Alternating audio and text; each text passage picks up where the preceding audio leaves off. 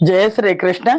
शुक्लांबरधरं विष्णुं शशिवर्णं चतुर्भुजं प्रसन्नवदनं ध्यायेत् सर्वविघ्नोपशान्तये। कृष्णाय वासुदेवाय देवकीनन्दनाय च నందగోపకుమారాయ గోవిందాయ నమో నమః. మహాకవి శ్రీ బొమ్మెన పోతనామాత్య ప్రణీత శ్రీ మహాభాగవతం చదువుతున్నాము. తృతీయ స్కంధంలో ఉన్నాము. హిరణ్యాక్ష హిరణ్యకశిపులు ఉద్భవించారు. హిరణ్యకశిపుడు రాజ్యపాలన చేస్తున్నాడు.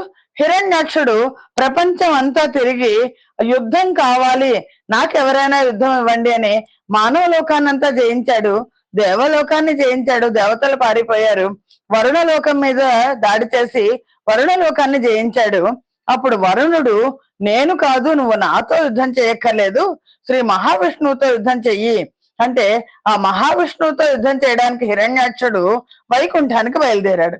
అప్పుడు నారద మహర్షి మధ్యలో కనిపించి, నువ్వు వైకుంఠంలో ఇప్పుడు ఆ శ్రీ మహావిష్ణువు లేడు, రసాతలానికి వెళ్ళాడు, నువ్వు అక్కడికి వెళ్ళు, మీ రాక్షస కులాన్ని మొత్తం అంతం చేయడానికి అవతారం ఎత్తిన ఆ విష్ణువుతో యుద్ధం తప్పక జరుగుతుంది అని నారదుడు హిరణ్యాక్షుణ్ణి రసాతలానికి పంపించాడు. హిరణ్యాక్షుడు హిరణ్యకశిపుడు వాళ్ళిద్దరు కూడా శ్రీహరి చేతిలో మరణించాల్సిన వారు అని మైత్రేయ మహర్షి విదురునికి చెప్పారు. సనక సనందనాథులు వైకుంఠానికి వెళ్ళినప్పుడు ఈ సనక సనందనాథులను అక్కడ వైకుంఠ ద్వారపాలకులైన జయవజయులు అడ్డగించారు. అడ్డగించినప్పుడు సనక సనందనాథులు, మీరు వైకుంఠంలో ఉండడానికి మీకు అర్హత లేదు, మీరు భూమి మీద జన్మ ఎత్తండి అని శపించారు. అప్పుడు శ్రీ మహావిష్ణువు ఆ శాపాన్ని కొద్దిగా తగ్గించారు. వాళ్ళకి ఒక వరాన్ని ఇచ్చారు. 3 జన్మలలో మీరు నా శత్రువులయ్యి నా చేత వధించబడి తిరిగి మళ్ళా వైకుంఠానికి వస్తారు. నా చేత ఎవరు వధించబడినా వాళ్ళు నాలో కల్పించబోతారు, కాబట్టి శాశ్వతంగా వైకుంఠంలో మీరు ఉంటారు అని ఒక వరం ఇచ్చారు. దాంతో జయ విజయులు ఆ దితీదేవి గర్భంలో 100 సంవత్సరాలు ఉండి తర్వాత జన్మించారు. ఇందులో హిరణ్యాక్షుడు మహావిష్ణువుతో మొట్టమొదటి యుద్ధం చేయడానికి వచ్చారు. అనవుడు దానవేంద్రుడు, ఎప్పుడైతే నారద మహర్షి ఇలా అన్నారో, అనవుడు దానవేంద్రుడు హుతాసను కైవడి మండి పద్మలోచను నిద్రించు వేడుకలు సందడి గొల్ప నల్ప తేజుడై ఘన గద కేలబోని త్రిజగద్భయ దాకృతి దాల్చి వ్రేల్మిడింజనియ రసాతలంబునకు జండ భుజా బల దర్పమేర్పడన్. ఎప్పుడైతే నారద మహర్షి వెళ్ళు, నువ్వు యుద్ధం చెయ్యి శ్రీ మహావిష్ణువుతో, మీ రాక్షస కులాన్ని అంతం చేయడానికి అవతారం ఎత్తాడు ఆ మహావిష్ణువు, ఇప్పుడు యజ్ఞవరాహ రూపంలో ఉన్నాడు అని చెప్పేసరికి అది విన్న ఆ దానవరాజు చాలా పెద్ద మంటలాగా మండిపడి ఆ శ్రీహరిని ఎదిరించాలి అనే అభిలాష అధికం అయ్యేసరికి మహాపరాక్రమంతో గొప్పదైన గదాదండాన్ని చేతిలో ధరించాడు. 3 లోకాలకు భయం కలిగే రూపంతో ప్రచండమైన భుజ పరాక్రమాన్ని ప్రకటిస్తూ క్షణంలో త్రుటిలో పాతాళానికి వెళ్ళాడు. పాతాళానికి వెళ్ళి ఎక్కడికి కావాలంటే అక్కడికి వెళ్ళగలరు కదా వాళ్ళు. దివిజారి ఎదురు తగ్గగానే నవిరళదం శ్రాభిరాము నమరలలామున్ గువలయ భరణోద్ధామున్ సవనమయ స్తబ్దరోము జలదశ్యామున్. అక్కడ వెళ్ళి ఆ జల మధ్యంలో దేవతలకు శత్రువైన హిరణ్యాక్షుడు తన ఎదుట వరాహ రూపంలో ఉన్న ఆ శ్రీ మహావిష్ణువు చూశాడు. ఆ ఆదివరాహం ఎలా ఉంది అంటే భయంకరమైన కూరలు కలిగి ఉంది. ఆ భూమండలాన్ని భరించడానికి సిద్ధమై ఉంది. యజ్ఞాలతో కూడి ఉంది. నీటితో నిండిన మేఘంలా నల్లగా ఉందిట అని.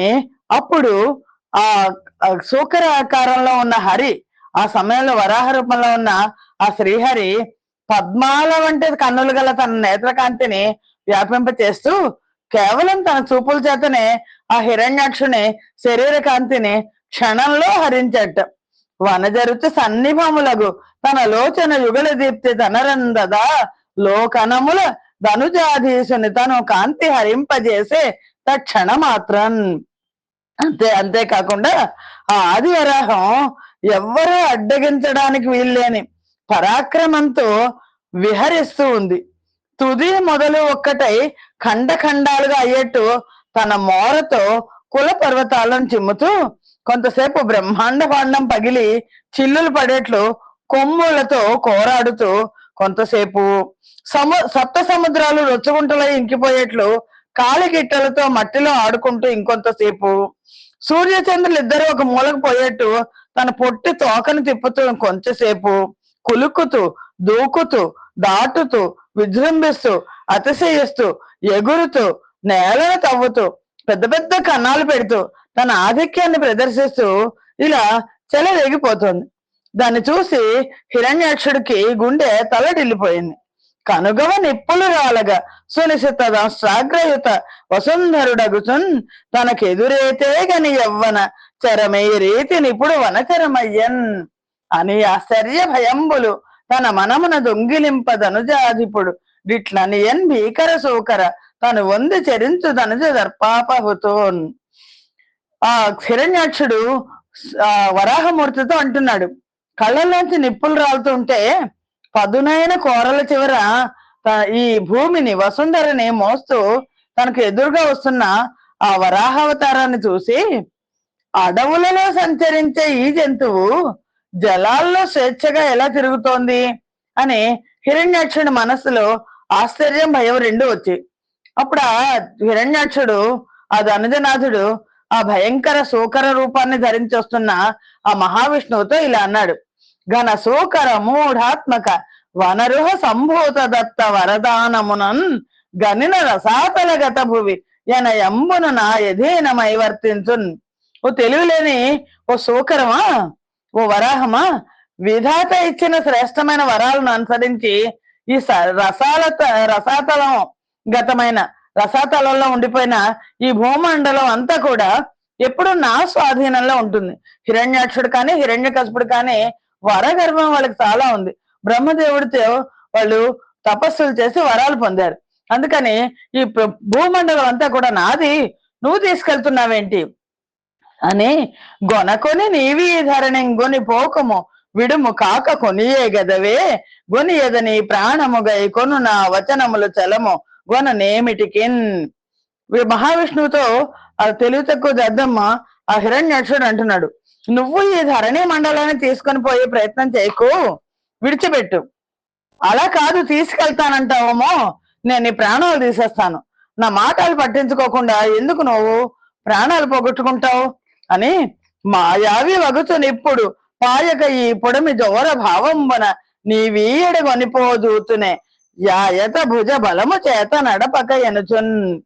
నువ్వు మాయావివి, ఈ భూమండలాన్ని అంతా కూడా ఒక దొంగలాగా నువ్వు దొంగిలించుకుపోతుంటే నేనేమన్నా చూస్తూ ఊరుకుంటానా? నా భుజ బలంతో నిన్ను అణిచేస్తాను, నేనేమి చూస్తూ ఊరుకోను అని చెప్పి ఆ హిరణ్యాక్షుడు అంటున్నాడు, అవిరళ యోగ మాయా బలంబున చేసి అల్ప పౌరుషమున నలను నిన్ను నర్చి సంస్థాపించి యస్మత్ సుహృద్భృత్య కులులకెల్లను మోదమలయజేయు జలువేది మద్గదా శీర్ణుడవగు నిన్ను గనుగొని దేవతా గణములెల్లా నిర్మూలులై చాలా నెరి నశించదరన్న విని యజ్ఞ ప్రోత్రియై వెలయుచున్న హరి సరోజాత భవ ముఖామరులకెల్ల వచ్చు దురవస్థకాత్మలో వంతనుంది నిశిత దాస్రాగ్ర లసితయై నెగడు ధరణి దేవితో నొప్పె నా దేవుడంతా.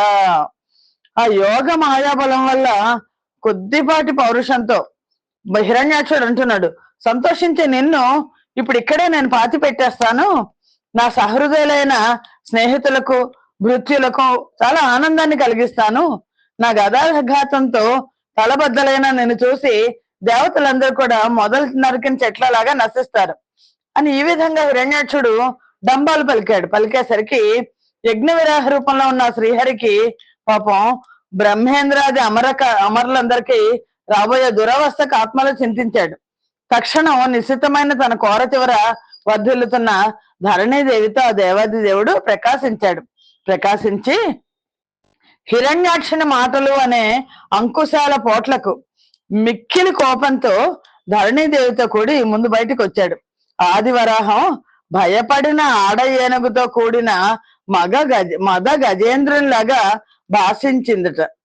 నిశిత సితదంతరోతులు నింగి బర్వ గంధి వెడలి భయంకరాకార లీల నరుగు భీషణ మఖ వరాహ అవతార మొనల దాల్చిన పద్మలోచనుని వెనక కరి వెనక దగులు నక్రము కరణింజని దైత్య విభుడు గది సీటులను దురిత పయోనిజి తరికిం గిరికిం కురదలిత మేరు గిరికిన్ హరికిన్.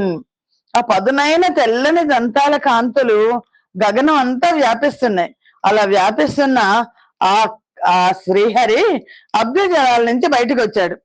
భయంకరమైన యజ్ఞవరాహవతారాన్ని ధరించిన ఆ శ్రీ మహావిష్ణువు మొత్తం ఆతంగాన్ని వెంబడించే ముసల్లాగా అతన్ని హిరణ్యాక్షుడు వెంబడించాడు. అలా వచ్చిన హిరణ్యాక్షుడు దురితము అనే పయోనిధిని దాటించిన వాడు, వరాహ రూపాన్ని తాల్చినవాడు, తన గిట్టలతో మేరువును సైతం కదిలించగలిగిన వాడైన ఆ శ్రీహరితో ఇలా అన్నాడు: నిందకు రోజక లజ్జం జందక వంచనను రణము చేసి జయంబున్ పొందెదనని తలచుటనిటు పందంగతి బారబంటు పంతమి నీకున్. ఏంటి నీకు, నేను మాట్లాడుతున్నాను కదా, నువ్వు అలా వెళ్ళిపోతున్నావేంటి? ఎంత నిందించినా నీకు రోత పుట్టడం లేదు, నీకు సిగ్గు లేదా? మోసం చేసి రణంలో గెలుద్దామని తలపోసావు, ఇప్పుడు పిరికిపాడివై పారిపోతున్నావు. ఇది ఏమన్నా నీకు మగతనమా? కానీ యజ్ఞవరాహవతారం పిరికివాడే పారిపోట్ల, తన కోరల మీద భూదేవి ఉంది. భూదేవి ఆవిడని ఎప్పుడు కూడా ఇబ్బంది పెట్టకూడదు, అందుకని ఆవిడని పక్కకు పెట్టి అప్పుడు ఈ హిరణ్యాక్షుడు పని చూస్తాడు మహావిష్ణువు అని అలా హిరణ్యాక్షుడు ఆక్షేపించేసరికి శ్రీహరి హృదయం కాస్త కోపంతో నిండిపోయింది. తోయముల మీద భూమిని అనాయాసత నిలిపి దానికి ఆధారముగా తోయజనాభుడు తన బలమాయతమతి పెట్టె సురలు హర్షమునందన్. ఆ శ్రీ మహావిష్ణువు, ఆ వరాహావతారంలో ఉన్న శ్రీ మహావిష్ణువు అనాయాసంగా జలముల మీద భూమిని హరి తన బల ప్రభావంతో నిలిపాడు.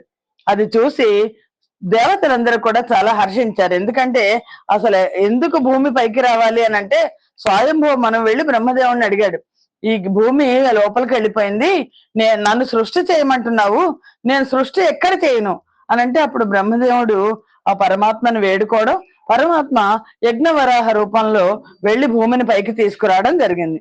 కుసుమముల వృష్టి బోరన గురిసే నంత విభవమొప్పార దేవ దుందుబులు మొరసే గడకవి తెంచె గంధర్వ గానరవము నందితములయ్యే నప్సరో నర్తనములు. ఎప్పుడైతే భూమిని సముద్రం మీద పెట్టారో గగనం నుండి కుసుమ వర్షం కురిసింది, పూల వర్షం. ఎంతో విభవంతో దేవదుందుబులు మ్రోగాయి. గంధర్వులు గానం చేస్తే అప్సరసులందరూ కూడా నాట్యం చేశారు. ఆ వేళ యజ్ఞవరాహమూర్తి అయిన శ్రీహరి కనక కుండలాలు, కంఠహారాలు, భుజకీర్తులు, కడియాలు, ఉంగరాలు ఇత్యాది అలంకారాల వెలుగులు గగన మండలం అంతా ప్రసరిస్తున్నాయి. సమర సన్నద్ధుడే నిలిచాడు. ఇంకా ఇప్పుడు ఈ హిరణ్యాక్షుడి యొక్క పని పట్టాలి. గొప్పదైన గదను చేత ధరించి చాలా నవ్యము విచిత్రమైన మణులతో కూడిన బంగారపు కవచాన్ని ఎంతో ఇంపుగా దాల్చిన శ్రీమన్నారాయణుడు ఆ దానవుడు పలికిన చెడ్డ మాటలనే క్రూర బాణాలు తన హృదయాన్ని తాకితే అంతులేని పరాక్రమంతో, కోపంతో, తేరి చూడడానికి వీలు కాని రూపంతో అతన్ని నవ్వుతూ ఇలా అన్నాడు. ఎందుకంటే పరమాత్మకి ఇక్కడ హిరణ్యాక్షుల్లో దుష్టత్వం కనిపించదు. హిరణ్యాక్షుడు లోపల ఉన్న ఆ జయ విజయుల్లో ఒకడైన జయుడో విజయుడో అతను కనిపిస్తాడు. ఘన గద గేలబోని మణి కాంచన నవ్య విచిత్ర వర్మ మేం పొనరగదాల్చి దానవని యుక్త దురుక్త నిశాత బాణముల్ ధన ఘన మర్మముల్ గలప దానవ హంతని తాంత శౌర్యుడై కనలుచు వచ్చున ధనుజు గన్కొని రోష విభీషణాకృతిన్ అని నవ్వుతూ పలికట పరమాత్మ. ఏమని? వినరా యోరి యమంగళాచరణ యుద్వృత్తిన్ అనున్నీమదిన్ అనయంబున్ వనగోచరంబగు మృగంబంచుందలంతౌర నేనెనయన్ వన్య మృగంబనౌదు బలిమిన్ నేతెంచు నీ బోటి ఈ శునక శ్రేణి వధింతు నేడని మొనన్ సోకోర్చి వర్తించినన్. పరమాత్మ అంటున్నారు హిరణ్యాక్షుడితో, ఓ అశుభ కార్యాలు ఆచరించే నీచుడా, విను. గర్వంతో నువ్వు నన్ను ఏమనుకున్నావంటే అడవిలో తిరిగే జంతువులా తలుస్తున్నావు. నేను అడవి మృగాన్నే. కొవ్వెక్కి వచ్చే నీ వంటి సునకాలను యుద్ధ వ్యూహంలో వధిస్తాను నేను. పరమాత్మ ఇంకా అంటున్నారు, బలిమి గలదేని నాతో గల నన్ను ఎదిరించి పోర గడగము నీ కోర్కులు నేడు తీర్తు నూరక తలపోయ వికత్తనంబు తగదు దురాత్మ. ఎందుకంటే ఈ హిరణ్యాక్షుడికి ఏం కావాలి? యుద్ధం కావాలి, యుద్ధం కావాలి, యుద్ధం కావాలనే కోరికతో ఉన్నాడు వాడు. ఓ దురాత్మ, నీకు బలం ఉంటే నాతో యుద్ధంలో ఎదిరించడానికి సిద్ధపడు. నీ కోరికలన్నీ కూడా నేటితో తీరుతాయి. ఊరికే నిన్ను నువ్వు పొగుడుకోకు, ఊరికే స్తోత్రాలు చేసుకోవడం తగని పని. వినుమదిగాక సంగర వివేక విశారదులైన ఎట్టి సజ్జనములు మృత్యు పాశముల జాల నిబద్ధులు నయ్యు నీవలెన్ గొనకొని ఆత్మ సంస్థతులకొన్ ముదమందిరే ఏల ఈ వికత్తనములు బంటు పంతములు దైత్య కులాధమ ఎన్ని చూడగన్. ఓ దైత్య కులాధమా, రాక్షస కులంలో పుట్టిన నీచుడా నువ్వు, విను. యుద్ధంలో వివేకం ఉన్నవాళ్ళు సత్పురుషులు మరణ పాశాల చేత బంధితులే ఉండి కూడా నీలాగా ఆత్మస్థుతి చేసుకుంటూ సంతోషించరు. ఎందుకు ఊరికే నిన్ను నువ్వు పొగుడుకుంటున్నావు? ఇది వీరుని లక్షణాలు కావు. ధృతి పాతాళమునందు నీ వనడి సందీప్తోగ్ర నిక్షేప మేనతి దర్పంబున గొందు చూడమిదే దేవారాతి నన్నెన్నె దౌగతల అర్జుండనగ నన్నెన్నె దౌగతలజ్జుండన దాగియుండిరణమున్ గావింతు యుష్మద్గదా వితతద్రావితుడన్న నన్నెదురుమా వే తీర్తు నీ కోరికల్. నువ్వు హిరణ్యాక్షుడు, నువ్వేదో పాతాళంలో నీ భూమి అంటున్నావు కదా, పాతాళంలో నువ్వంటున్న ఆ నిక్షేపాన్ని నేను అతి గర్వంతో తీసుకుంటాను. ఒరే అసురా, నన్ను లజ్జావిహీనుడిగా భావించావు. నేను దాక్కుని నీతో యుద్ధం చేస్తాను అనుకున్నావు. నువ్వు గద తిప్పితే నేను భయపడి పారిపోతాను అనుకున్నావా? దా, నీ కోరికలన్నీ నేను తీరుస్తాను రా అన్నాడు. అని ఎన్న బదాతి యూధములకెల్ల విభుండవు పోటు బంటవై నన్ను రణోర్వినేడిదిరి నన్ భవదీయ బలంబు నాయువున్ మిన్నక కొందు చూడు మిది మేరగ మేదిని వీత దైత్యమై వన్నెకు నెక్క చేసేదన వార్య పరాక్రమ విక్రమంబునన్. నువ్వేంటో, నువ్వు చాలా గొప్పవాడు అనుకుంటున్నావు. నువ్వు కాలి బంట్లకెల్లా నాయకుడు. నువ్వు సూర్యుడివై నన్ను యుద్ధ రంగంలో ఎదుర్కొంటే నీ బలాన్ని, ఆయువుని నువ్వు చూస్తుండగానే నేను తీసుకుంటాను. ఇది మొదలు నా పరాక్రమం చేత ఈ భూమండలాన్ని దైత్యం లేని దానిగా చేస్తాను. రా, యుద్ధానికి రా అని మహావిష్ణువు నవ్వుతూనే అంటున్నాడు. నవ్వుతూ వాడికి చివాట్లు పెడుతున్నాడు. నన్ను నిజరంగ జాలిన ఘనంబగు శౌర్యము ధైర్యమున్ బలంబును గలవేని నిల్వు రణభూమిని నీ హితులైన వారికి గనుగవ బాష్పపు ఊరములు గ్రమ్మగ మాన్పగ నోపుదేని జయ్యన జను పొమ్ము దానవ కులాధమ యూరక రజ్జులేటికిన్. నువ్వెందుకురా ఊరికే మాట్లాడతావు? నన్ను ఎదుర్కొనగలిగిన గొప్ప స్థైర్యం, ధైర్యం, శౌర్యం ఇవన్నీ నీకుంటే, బలం ఉంటే రణరంగంలో నిలబడు. లేదా నీ హితులైన వాళ్ళకి కళ్ళల్లో దుఃఖాశ్రువులు రాకుండా ఉండాలనుకుంటే ఇక్కడి నుంచి పారిపో. దానవ కులాధమా, వ్యర్థ భాషణం వల్ల ప్రయోజనం ఏముంటుంది అని నన్ను నిట సంస్థాపించదనని పలికితి వంత వాడవదువు నీకు నెనరైన చుట్టముల బొడ గనిరా ఇది యముని పురికి గాపురమరగన్. నన్ను ఇక్కడే కప్పెడతానంటున్నావు కదా, నువ్వంత వాడివి. నీకు అత్యంత ప్రేమ కలిగిన చుట్టాలు ఎవరైనా ఉంటే ఒకసారి చూసిరా. చూసి ఆ తర్వాత వెంటనే యమపురికి కాపురానికి వెళ్తుగా అన్ని అంటే హాస్యోక్తులు వేస్తున్నారు శ్రీ మహావిష్ణువు ఆ హిరణ్యాక్షుడితో. అని భంగి సరోరుహాక్షుడు హిరణ్యాక్షుని విడంబించి పలికిన హాసోక్తుల కుల్కి రోషమత సంగీభూత చేతస్కుడై కనుగ్రేవన్ మిడుగుర్లు సాలబొడమంగా గిన్కమైదోక ద్రొక్కిన కృష్ణోరగరాజు మాట్టి మదిలో గీట్పాటు వాటిల్లగన్. ఈ ప్రకారంగా శ్రీహరి హిరణ్యాక్షుణ్ణి అనుకరించి హాస్యోక్తులోనే పలుకుతుంటే హిరణ్యాక్షుడు ఉలిక్కిపడ్డాడు. ఇదేంటి, మహావిష్ణువు హిరణ్యాక్షుడికి మహావిష్ణువు అన్న సంగతి తెలీదు అని ఏంటి ఇలా మాట్లాడుతున్నారు? రోషము గర్వము రెండు వచ్చి రెచ్చగొట్టారు మహావిష్ణువు హిరణ్యాక్షుడిని. ఈ రెండు అతని మనసును ఆక్రమించేసరికి కనుగుడ్లు ముందుకొచ్చి కోపంతో తోకతో చిక్కిన తాచులాగా అయి మదిలో అశుభాన్ని శంకించాడు. ఏంటి, మహావిష్ణువు నన్ను ఏమైనా చంపేస్తాడా అని చలితేంద్రియుడై నిట్టూర్పులు నిగిడించుచును బొమ్మలు ముడివడ రోషాకుల మానసుడై గదగొని జలదాక్షునకెదురు నడిచే సాహసమొప్పన్. అయినప్పటికీ కూడా హిరణ్యాక్షుడు భయపడలా. అతని ఇంద్రియాలన్నీ చెల్లించాయి, నిట్టూర్పులు వచ్చాయి, ఆయన కోపంతో కనుబొమ్మలు ముడిపడ్డాయి. సాహసంతో జలదర్శనకు ఎదురెళ్ళాడు. ఆ సమయంలో హిరణ్యాక్షుడు అతి భయంకరంగా ఉన్నాడు. గద సారించి మదాసురేంద్రుడు సమగ్ర క్రోధుడై మాధవన్ గుదియన్ వేసిన వ్రేటుగై కొనక రక్షోహంత శౌర్యోన్నతిన్ గదగేలం ధరించి దాని దునుకల్ గావించిన దైత్యు దున్మధుడై ఒండు గదన్ రమా విభుని భీమ ప్రక్రియన్ వేసినన్. ఈ హిరణ్యాక్షుడు మదించిన రాక్షసరాజు గదను చాచి సమగ్రమైన పూర్తయిన క్రోధంతో మాధవుణ్ణి కొట్టాడు. ఆ దెబ్బ తప్పించుకుని ఆ మహావిష్ణువు శౌర్యంతో గదను చేత్తో చిన్నభిన్నం చేశాడు. చేత్తో పట్టుకుంటే గద ముక్కలైపోతుంది. తిరిగి రాక్షసుడు రమావిభును వధించే ఉద్దేశంతో మరో గదను తీసుకొని భయంకరంగా మళ్ళా కొట్టాడు. కొట్టేసరికి అది దను దాకకుండా తను జారి గదారణ కోవిద క్రియ స్పద కర్ర లాఘవ క్రమము బైకొని చూపి విరోధి పేరు రంబదరగ వేయువాడు వివశాకుల భావమునొంది ఎంతలో మది తెలివొంది వ్రేసే రిపు మాన విమర్దను నా జనార్దనన్. ఆ గద తన తాకుండా గదాయుద్ధంలో విద్వాంసుడైన ఆ శ్రీహరి కరలాఘవంతో దాన్ని పట్టుకున్నాడు. తన శత్రువైన ఆ దైత్యుని గొప్పదైన రొమ్ము రెట్లు కొట్టాడు. ఆ దెబ్బకు వాడు వివసుడై అంతలో తెలివి తెచ్చుకుని తన ప్రత్యర్థి అయిన మాధవుణ్ణి తిరిగి మళ్ళా దెబ్బ కొట్టాడు.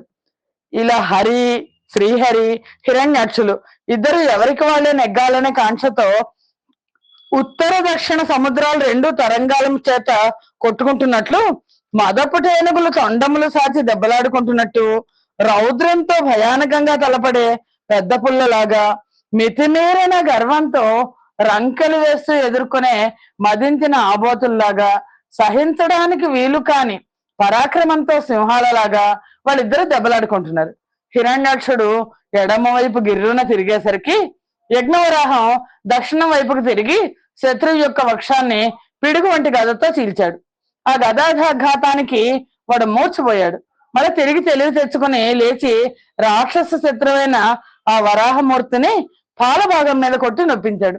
అప్పుడు ఆ గొప్ప వీరులు శరీరం అంతా రక్తపు ధారలు కారుతుంటే పుష్పించిన అశోక వృక్షాల్లాగా ఉన్నట్ట. ఆ ప్రకారంగా వారు దూరంగా తొలగిపోతూ మళ్ళీ దగ్గరికి వస్తూ పరస్పరం తిరస్కరిస్తూ మళ్ళీ రక్తాన్ని వాసన చూస్తూ ఒకరినొకరు పరిహాసం ఆడుకుంటూ ఇద్దరు గదా యుద్ధం చేస్తున్నారు. ఆ సమయంలో ఆ బలశాలుల యుద్ధాన్ని చూడాలనే కోరికతో విరించి బ్రహ్మదేవుడు మునీంద్ర, సిద్ధ, సాధ్య దేవతా గణాలందరితో కూడి ఎక్కడికి వచ్చాడు.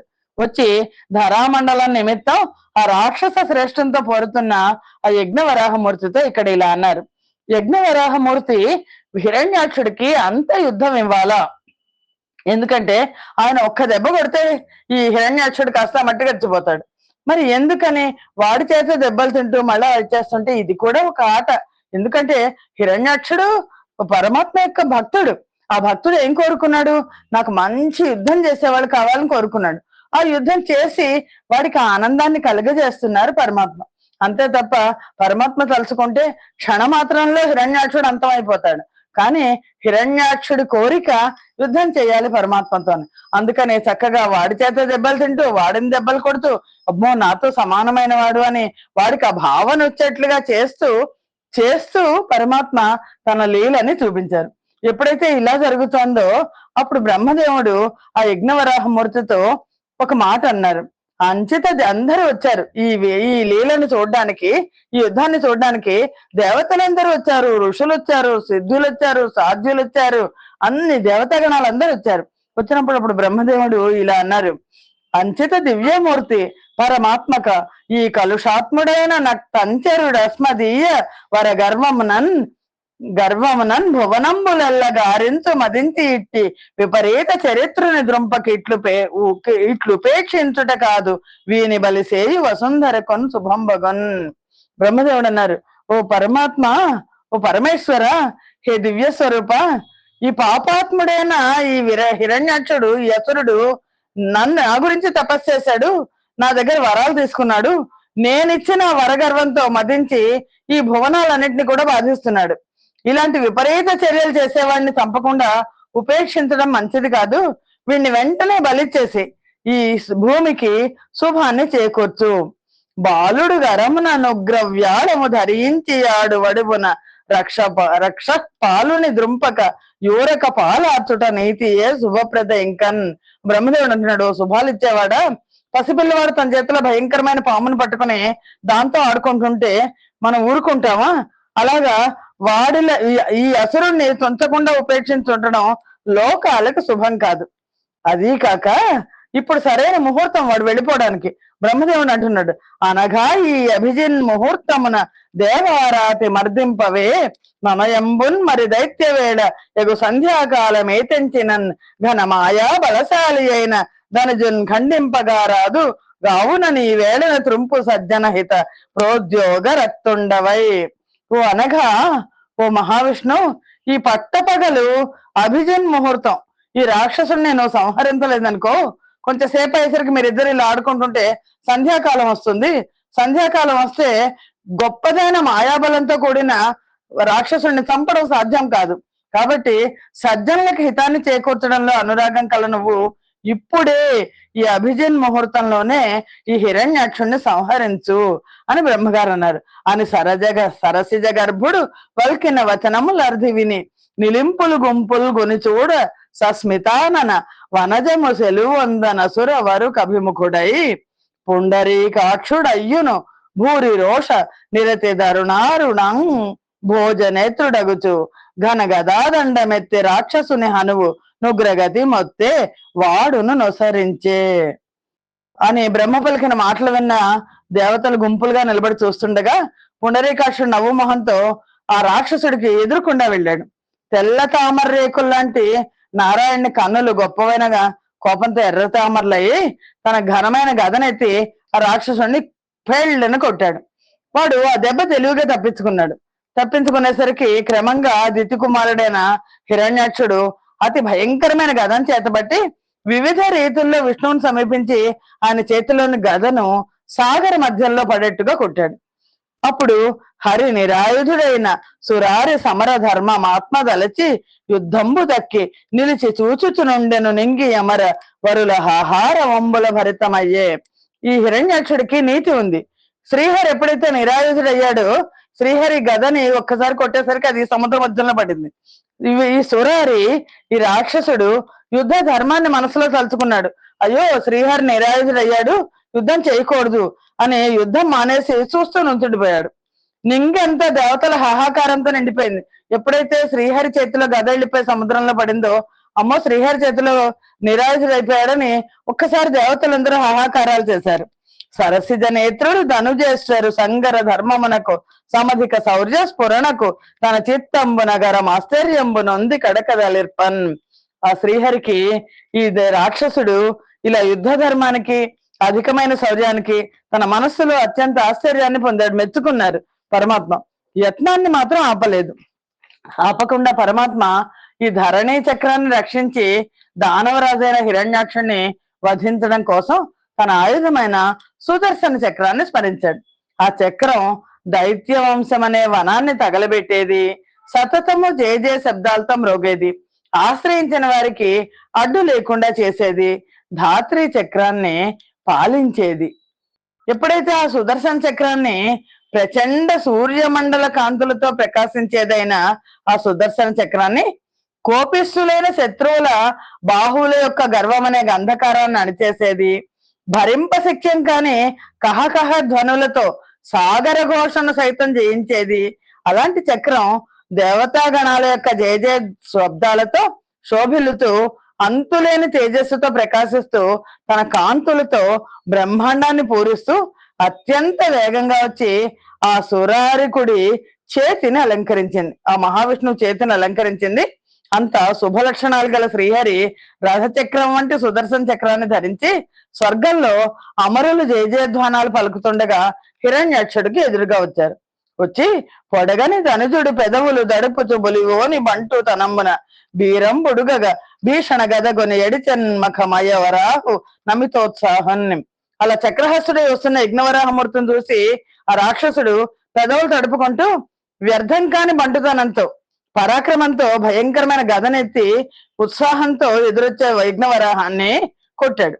కొట్టేసరికి త్రిదశారి దన్ను వ్రేసిన గద బదమున బోవదన్ని కమలాక్షుడు పెంపొదవగ మనమున మోదము గదురగలేనగవు వదన కమలము బుధువన్.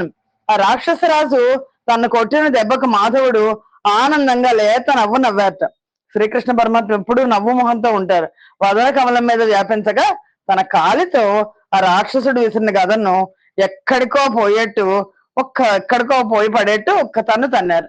ఈ విధంగా గదను దూరంగా తన్ని అసురరాజుతో ఆ మహావిష్ణువు ఇలా అంటున్నారు: ఘన గద కేలపోని భుజ గర్వములర్పగ నన్ను సంగరావని నెదురింతురార యనివారణ దైత్య కులేశ్వరాధమా యనవుడు వాడు నొబ్బి గద నంబుజ నాథుని వ్రేసినందనుజ విభేది వట్టి కొనే దార్క్షుడహేంద్రుని పట్టు కైవడిన్. గొప్పదైన గదాదండాన్ని చేతబట్టి భుజగర్వంతో నన్ను యుద్ధంలో ఎదుర్కొన్నామని వచ్చావురా, రారా, దైత్య కులంలో పుట్టిన అధముడవు నువ్వు అని మహావిష్ణువు అనేసరికి ఆ రాక్షసుడు ఇంకో గద తీసుకుని శ్రీహరిని మళ్ళా కొట్టాడు. ఆయన గదాదండాన్ని గరుత్మంతుడు ఒక తాచుపామును పట్టుకున్నట్టు గదను చేత్తో పట్టుకున్నాడు. పట్టుకుని దితిజుడు ధనబల ప్రతిహత తేజుండగు సరోరుహాక్షుని శౌర్యోన్నతి మీద బెట్టకొండుట మతి నిరిగియు బెసగే దురభిమానము పేర్మెన్. ఎదుర్కోవడానికి వీలు కాని ఆ శ్రీ మహావిష్ణువు శౌర్యం ముందు తన బలం ఎందుకు కొరగానిది అన్న విషయం తన మనసులో ఎరిగి కూడా ఆ అసురుడు గర్వంతో తలపడి కాలానల జ్వాలల వలె వెరపు పుట్టించే భయంకరమైన శూలాన్ని ఆదివరాహ రూపధరుడైన హరి మీద వేశాడు. అది ఆ బ్రాహ్మణుని మీద చపలతతో ప్రయోగించిన హోమకర్మంలాగా నిస్సారమైపోయింది. ఇంద్రుడు గొప్పదైన తన వజ్రాయుధంతో గరుడుని రెక్కలోని ఈకను అత్యంత వేగంగా తుంచినట్లు తన చక్రాయుధంతో మహావిష్ణువు ఆ శూలాన్ని వడిగా ఖండించాడు. దానికి దేవతలందరూ ఆనందించారు, అసురులందరూ దుఃఖించారు. అప్పుడు ఆ రాక్షసుడు తన ఆయుధమైన శూలం హరి యొక్క ఆయుధమైన చక్రం చేత పనికి రాకుండా పోవడాన్ని చూసి దితిజుడు రోషోద్ధతుడే యతి నిష్ఠుర ముష్టి పొడిచే హరి నాలోకన్నతుడొప్పే గుసుమమాల హతి దిగ్గజరాజు బోలే నతి అర్పితుడై. ఆ దైత్యుడు ఆ రాక్షసుడు చాలా కోపంతో చాలా కఠినమైన తన పిడికిలతో శ్రీహరిని బలంగా పొడిచాడు. కుసుమమాల తాకిన గజరాజులాగా అతి దర్పంతో విరాజిల్లాడు శ్రీమన్నారాయణుడు. అంటే వాడు అంత గట్టిగా పొడిచినా సరే నారాయణుడికి ఏమీ జరగలేదు. హరిమీదన్ దితి సంభవుండు ఘన మాయా కోట్లు పుట్టించినన్ ధరణీ చక్రము భూరి పాంసు పటల ధ్వంతంబునన్ గప్పే భీకర పాషాణ పురీష మూత్ర ఘన దుర్గంధాస్తి రక్తావళుల్ గురిసన్ మేఘముల అభ్రవీధిని మహాక్షోభ క్రియాలోలమై. పుండరాక్షుడి మీద ఆ రాక్షసుడు మాయా సమూహాన్ని పుట్టించాడు. ఇంకా నెమ్మదిగా మాయల్లో దిగుతున్నాడు వాడు. ఎందుకంటే వాడు వేసే శూలాలు గదలు ఇవన్నీ తోసేస్తున్నాడు ఈ వరాహ అవతారంలో ఉన్న పరమాత్మ. ఆ ధరణి మండలం అంతా ఎక్కువ దుమ్ముతోనూ చిమ్మ చీకటితోనూ నిండిపోయేట్టు చేశాడు. భీకరమైన పెద్ద పెద్ద రాళ్లు, కుప్పలుగా మలమూత్రాలు, దుర్గంధంతో ఎముకలు, అంతులేని రక్త ప్రవాహాలు, రాక్షసులు కదా, కురుస్తున్న మేఘాలు గగనమంతా వ్యాపించి మహాక్షోభను పుట్టించాయి. అంతేకాకుండా వీడింకా ఈ హిరణ్యాక్షుడు భూత ప్రేత పిశాచాల సహాయం తీసుకున్నాడు. భూతాలు, పిశాచాలు, డాకిన్లు జుట్టు ముడివేసుకోకుండా, ఒంటి మీద గుడ్డపోత లేకుండా, భయం కలిగించే దంతాలతో, దౌడలతో, ఎర్రని నేత్రాలతో గుంపులుగా అంతరిక్షంలో నిలిచి ఆయుధాలు ధరించి గొడవ చేస్తూ యక్ష, దైత్య, చతురంగ బలాలతో కూడి కనిపించాయి. ఎప్పుడైతే ఇలా జరిగిందో ఉదయం, మధ్యాహ్నం, సాయంకాలం ఈ 3 కాలాల్లోనూ యజ్ఞమూర్తి అయిన ఆదివరాహం లోక భయంకరమైన ఆ అసురుడి యొక్క మాయాజాలాన్ని పటాపంచలు చేసే శస్త్రరాజ్యమైన చక్రాన్ని ప్రయోగించాడు. ఆ చక్ర భానుదీప్తి ధరా చక్రమునందు నిండి రయమున నమ్మాయా చక్రము నడగించెను నీ చక్రముడైన యామిని చెరు నిదురన్. సూర్యుని లాంటి ఆ సుదర్శన చక్రం యొక్క దీప్తి, ఆ వెలుగు భూతలం అంతా నిండి వెంటనే అసురుని మాయా ఆవరణాన్ని అణిచేసింది. మాయతో రకరకాలు సృష్టించాడు, అవన్నీ అణిచేసింది. దితి తన విభు వాక్యంబుల గతి దప్పక ఎనుచు తలపగా జన్నుల శోణిత ధారలులికే రక్షపతి ఎగు కనకాక్షు పతన భావము దోపన్. పాపం తల్లి, హిరణ్యాక్షుడి తల్లి దితికి, ఆవిడికి తన భర్త చెప్పాడు, మా శ్రీహరి చేతిలో మరణిస్తాడు నీ పిల్లాడు అని. అది ఆవిడ గుర్తొచ్చింది. ఇక్కడ ఆ సమయంలో దితీదేవి తన భర్త అయిన కశ్యప ప్రజాపతి వాక్యాలు తప్పవా అని తలపోస్తుంటే ఆవిడ స్థనం నుంచి పాలు రావాలి పిల్లాడిని తలుచుకుంటే రక్తం వచ్చిందట. ఆ దృశ్యం హిరణ్యాక్షుడి పతనాన్ని స్ఫురింప చేస్తోంది. అప్పుడు ఆ రాక్షసరాజు తను చేసిన వందల కొలది మాయలు, కృతజ్ఞునకు కావించిన ఉపకారాల్లాగా శ్రీహరి మీద ఏమీ పనిచేయక అన్ని విఫలం అవడం చూశాడు. భంగపాటు లేని బంటుతనంతో పుండరీకాక్షుని దగ్గరకు వచ్చి బాహువులు సాచి ఆ వరాహమూర్తి వక్షస్థలాన్ని పొడిచి పీడించాడు. వాడికి ఆయుధాలు పనిచేయలేదు, మాయలు పనిచేయలేదు. వచ్చి తన పిడికెళ్ళి బిగించి వరాహమూర్తిని కొట్టడం మొదలెట్టాడు. అంత మాధవుడు పక్కకి తప్పుకున్నాడు. తిరిగి దైత్యుడు కఠినమైన పిడికిలితో గోవిందుని ఒక్క పోటు పొడిచేసరికి శ్రీహరి అలసిపోలేదు. కోపమే రూపుదాల్చిన విధంగా దేవేంద్రుడు వృతాసురుని సంహరించినట్లు వజ్రాయుధం లాంటి తన అరచేత్తో చెళ్ళు అనేట్టు చెంప మీద తెరిచాడు. ఆ దెబ్బకు హిరణ్యాక్షుడు గిరగిరా తిరిగి సోలి కళ్ళు కనిపించక అతి కష్టం మీద తట్టుకుని ఎదురుగా నిలబడ్డాడు. ధైర్యం చెడి లొంగిపోయిన ఆ దైత్యుడికి మెడ మీద వేలాడే జూలుతో, శత్రువుల గుండెలు చీల్చే కోరలతో, పదునైన గిట్టలతో, తన కటి ప్రదేశంతో బ్రహ్మాండాన్ని పెటపటలాడిస్తున్న ఆ వరాహావతారం అతి భయంకరంగా కనిపించింది. దివినింద్రాదులు సంతసింప హరి మొత్తం కర్ణ మూలంబునం భవి సంకాస కఠోర హస్తమున శుంభల్లీలమై దానవ లోకేశుడు దస్త నేత్రుడగుచున్ దైన్యంబు వాటిల్లగా భువి మీదన్ వడిగూలి మారుత హతోన్మూలావ నీజాకృతిన్. అలా లోబడిన దానవరాజు ఒక్కసారి ఎప్పుడైతే కొట్టారో దానవరాజు గోబ మీద ఇంద్రాది దేవతలంతా సంతోషించేట్లు వజ్ర సమానమైన తన కఠోర హస్తంతో శ్రీహరి దెబ్బ కొట్టాడు. ఆ శ్రీహరి కొట్టిన దెబ్బకు కళ్ళు తేలేసి దైన్యంగా గాలి దెబ్బకు నేల కూలే వటవృక్షంలా నేల కూలాడు ఆ హిరణ్యాక్షుడు. బుడబుడ నెత్తురు గక్కుచు వెడ రూపము దాల్చి గుడ్లు వెలికురుక నిలంబడి పండ్లు గీటు కొనుచును వీడి ప్రాణములు దైత్య వీరుడంతన్. ఆ దైత్యవీరుడు నెత్తురు గక్కుతూ వికృతమైన ఆకారంతో గుడ్లు వెనపలికి వచ్చేసాయి. నేల మీద పడి పళ్ళు కొట్టుకుంటూ ప్రాణాలు వదిలేశాడు. పడిన ధనుజేశ్వరుని చూచి పద్మ సంభవాది దివిజులు వెరగంది రాత్మలందు నితడు వందుట ఎట్లకో ఈ అవస్థ నన్ను తలచుచు మరియు నిట్లనిది వరుస. అలా పడిన ధనుజేశ్వరుని చూసి పద్మ సంభవుడు అంటే బ్రహ్మదేవుడు మొదలైన దేవతలందరూ కూడా అతని స్థితికి చాలా ఆశ్చర్యాన్ని పోయారు, చాలా ఆశ్చర్యపోయారు. ఎందుకంటే ఎదురుకుండా వరాహవతారాన్ని, అద్భుతమైన అవతారాన్ని చూస్తూ వాడు కళ్ళు మూసుకున్నాడు. అంటే ప్రయాణకాలే మనసాచి లేనంటారు కదా, ఆ కళ్ళు మూసే సమయంలో పరమాత్మ ఎదురుకుండా ఉన్నారు, పరమాత్మ చేతిలో మరణించాడు వాడు. కాబట్టి వాడికి యోగేంద్రులకు కూడా రాని స్థితి వచ్చేస్తుంది. వారి యోగేంద్రులు యోగ మార్గముల నెవ్వాని మనోవీధి సుస్థిరతన్ లింగ శరీర భంగమునకై చింతింతు రా పంకజోదరు పాణ్యాహతి దన్ముఖాంబురహమన్ దర్శించుచున్ చచ్చే దుర్భరి తోత్తంసుని దైత్య వల్లభుని సౌభాగ్యంబు దానెట్టిదో. శ్రేష్టమైన యోగి పొంగవులు యోగ మార్గంతో ఏ మహానుభావుని తన మనస్సులో స్థిరం చేసుకొని ఈ లింగ శరీరం భంగం కావడానికి ప్రార్థిస్తుంటారు. మరణించే సమయంలో పరమాత్మ కనిపిస్తే చాలు అని ప్రార్థిస్తూ తపస్సులు చేస్తుంటారు. ఆ శ్రీహరి ముఖార విందాన్ని దర్శిస్తూ చనిపోయిన ఈ దానవరాజు ఎంత పుణ్యం చేసుకున్నాడో కదా.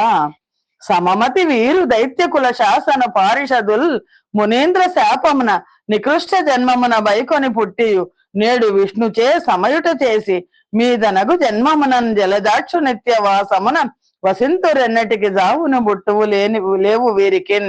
ఆ శ్రీ మహావిష్ణువు అందరూ అనుకున్నారు ద్వారపాలకులు వీళ్ళిద్దరు, అందులో ఒకడు పోయాడు. మునేంద్రులు శాపం చేత నికృష్టమైన రాక్షస జన్మెత్తారు. పరమాత్మ చేతిలో హతులై తదుపరి జన్మలో హరి యొక్క శాశ్వత నివాసమైన వైకుంఠంలో నిత్య నివాసం చేస్తారు. వీళ్ళకి ఎప్పటికీ కూడా జనన మరణాలు లేవు. 3 జన్మలు కదా, అందులో ఒకటి జన్మ పూర్తయిపోయింది అని వెరగునుంది పావన తను వందిన ఎట్టి వికచ తామర సాక్షున్ ననిమిష ముని యోగి జన వనదక్షున్ ధనుజ కరటి వరహర్యక్షున్. బ్రహ్మాది దేవతలు ఈ రకంగా అనుకుని ఆశ్చర్యంతో పావనమైన శరీరాన్ని పొందినవారు, పద్మాల్లాంటి కన్నులు గలవాడు, అనిమిషులు మునులు యోగులను రక్షించడంలో దక్షుడైన వాడైన, ధనుజులనే ఏనుగులను శిక్షించడంలో సింహం లాంటి వాడైన ఆ పరమాత్మని దర్శించారు. వనజ దళాక్ష ఈ జగతి వారల మర్మములు ఈ వెరింగి ఈసున బగబట్టు నీ దివిజ సూదను చంపితిగాన ఇంక శోభన మగునంచు హస్తములు పాలములంగదీంచి ఎందరున్ వినమితులై నుతించిరు వివేక విశాలుని పుణ్యశీలునిన్. ఆ పరమాత్మని వేడుకుంటున్నారు. అలా దర్శించిన దేవతలు అన్నారు, ఓ కమలదలాక్ష, ఈ సృష్టిలోని ప్రాణుల మర్మాలన్నీ నీకే తెలుసు. ఈర్ష్యతో పగబట్టిన ఈ రాక్షసుడిని సంహరించావు కనుక ఇంక అందరికీ శుభాలే జరుగుతాయి అని హస్తాలని నుదుడి దగ్గరికి చేర్చి నమ్రతతో వివేకశాలి పుణ్యాత్ముడైన ఆ శ్రీహరికి అందరూ వినమ్రులై నమస్కరించారు. ఈ విధంగా యజ్ఞవరాహమూర్తి దేవతా విరోధి అయిన రాక్షసరాజుని చంపినందుకు బ్రహ్మాది దేవతలు మునీశ్వర్లు ఆయన స్తుతించారు. ఆ స్తుతులకు ఆయన మనస్సులో ఎంతో ఆనందాన్ని పొంది సంపూర్ణ మంగళ మహోత్సవంలో అనుగ్రహ దృష్టులతో చూశారు. సవనవరాహమూర్తి సురశాస్త్రవు దృంచిన మీద భారతీధవముఖ దేవతాముని కదంబమున దన్ను నుతించునట్టి సంస్థవమునకు ఆత్మలోన భ్రమదంబును పొంది సమగ్ర మంగళోత్సవము దలిర్ప నందర ప్రసాద విలోకన మొప్పజూచుచున్ అని అరిగవి కుంఠధామమున కమ్మహితోత్సవ సూచకంబుగా మొరససు పర్వదొందుబుల మోఘములై ధరణి తలంబునంగురిసె ప్రసూన వృష్టి సిఖి కుండములెల్లెడ దేజరిల్లె భాస్కర శశి మండలంబులు నిజద్యుతితో వెలుగొందెనత్తరెన్. ఆ వైకుంఠంలో ఎప్పుడైతే హిరణ్యాక్షుని చంపి పరమాత్మ వైకుంఠానికి వెళ్ళారో వైకుంఠంలో ఉత్సవాలు ప్రారంభమైనాయి. దానికి సూచకంగా దేవదంధువులు మ్రోగే, ఘనంగా మ్రోగే. భూమి మీద పుష్పవర్షం కురిసింది. హోమగుండాలన్నీ అగ్నితో తేజరిల్లై సూర్య చంద్ర మండలాలు నిజ కాంతులతో ప్రకాశించే అని ఈ పుణ్యచరితము వనరుహ సంభవుడు దిదివ వాసులకు చెప్పిన ఇది మైత్రేయుడు విదురున కెరిగించిన విధంబు రూఢముగాగన్. సుఖయోగి పరీక్షిత్తున కకుటిల మతి నెరుగ చెప్పెనని సూతుడు సౌనక ముఖ్యులైన మునివరులకు తెలియగా చెప్పే మరియు లాలనమొప్పన్. ఇది ఈ గాథని బ్రహ్మ దేవతలకు చెప్పిన ఈ పుణ్య చరిత్రను మైత్రేయుడు విదురుడికి వినిపించాడు. దాన్ని సుఖయోగేంద్రుడు పరీక్షన్ మహారాజుకు చెప్పాడు. మంచి మనస్సుతో వినిపించాడని సూత మహర్షి సౌనకాది మహర్షులకు నైమిసారణ్యంలో చెప్పాడు. అలా ఈ విధంగా మైత్రేయుడు చెప్పగా విని విదురుడు చాలా సంతోషించాడు. చెప్పి అనగంబగు నీ చరితము వినిన పఠించిన లభించు విస్తృత కీర్తుల్ వనజోదరు పదభక్తియు మునుకొని ఇహపర సుఖ సౌఖ్యములు జనములకున్ సుసౌఖ్యములు జనములకున్. ఈ కథని పాపచింతన లేని ఈ చరిత్రని హిరణ్యాక్షుణ్ణి శ్రీహరి వధించిన విధానాన్ని, ఈ చరిత్రని ఎవరు విన్నా ఎవరు పఠించినా లోకులకు కీర్తి వస్తుంది, హరిభక్తి వస్తుంది. ఈ లోకంలోనూ పరలోకంలోనూ సుఖాలు లభిస్తాయి అని సూత మహర్షి సౌనకాది మహర్షులకు తెలియజేశారు. ఇక్కడ ఆప్ చేద్దాం. స్వస్తి ప్రజాభ్య పరిపాలయంతాం న్యాయేన మార్గేణ మహిమహేష. గోబ్రాహ్మణేభ్య శుభమస్తు నిత్యం. లోకా సమస్తా సుఖినో భవంతు. సర్వం శ్రీకృష్ణార్పణమస్తు. యదక్షర పదభ్రష్టం మాత్రహీనంతు యద్భవేత్ తత్సర్వం క్షమ్యతాం దేవ. నారాయణ నమోస్తుతే. శ్రీమన్నారాయణ నమోస్తుతే. జై శ్రీకృష్ణ.